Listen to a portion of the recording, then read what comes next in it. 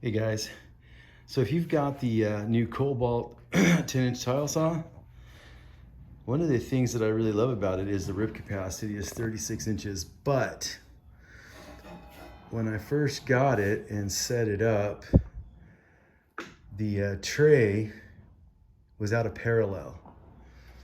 And now, trying to get that thing squared up is very important in order to be able to cut straight, especially those long rips. And this thing was out at least 1/8 of an inch over the course of that 3 feet. So I looked all over the internet.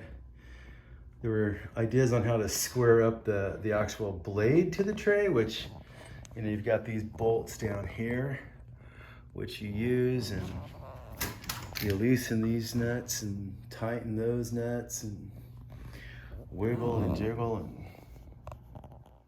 that's great for squaring the blade to the tray, but it's not good for getting the tray to be parallel with the blade.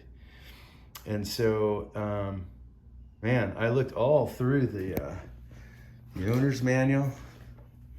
This is the owner's manual.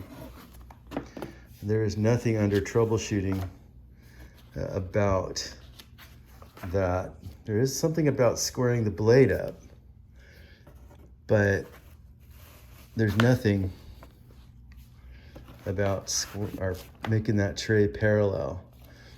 So when you get to the operating instructions, you'll see here to use that, and then to use those nuts that I just pointed out a second ago in conjunction with the Allen keys that they provide.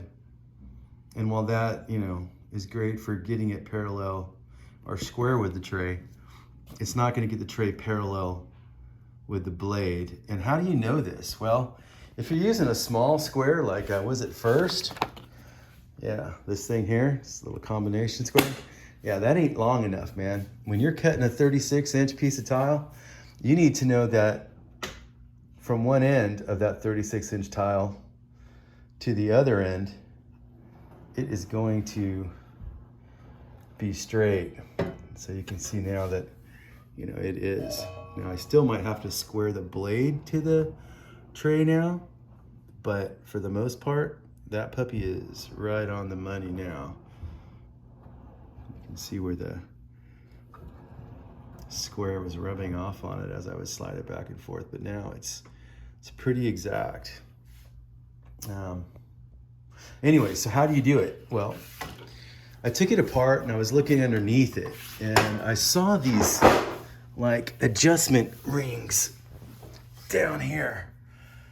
That right there, that is the key to getting the tray parallel to the blade over the course of its total rip capacity.